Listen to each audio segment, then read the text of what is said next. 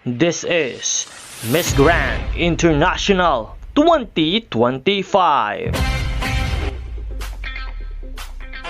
I am Nel2204. Don't forget to like and subscribe. Good day, pageant lovers! Congratulations, Miss Grand Philippines Emma Mary Tiglao. Grabe, she is officially claims the #1 spot in both categories, swimsuit and national costume. Sa swimsuit category ay umabot na sa 302,000 reactions ang post ni Emma, habang sa national costume category naman ay mas mataas pa with 397,000 reactions. Isang patunay ito na walang sawang suporta ng mga Filipino fans sa ating pambato sa Miss Grand International 2025. Talagang proud na proud ang mga Pinoy dahil kitang-kita na malakas ang laban ng ating queen bago pa man magsimula ang preliminary competition mamaya.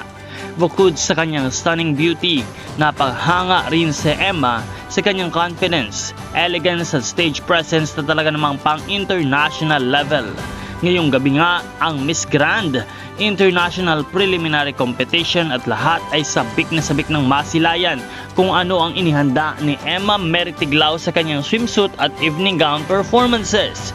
Siguradong magiging talk of the night na naman siya dahil sa consistent ang kanyang impact mula sa simula pa lamang ng kompetisyon hanggang ngayon.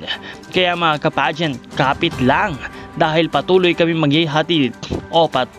maghahatid ng live updates, highlights at exclusive coverage ng buong preliminary event ng Miss Grand International 2025. Suportahan natin ang ating Queen, Miss Grand Philippines Emma Tiglao, Laban Pilipinas, at suportahan ang channel na ito sa pamamagitan ng pag-subscribe. Kita-kita po tayo mamaya sa ating Miss Grand International Preliminary Competition.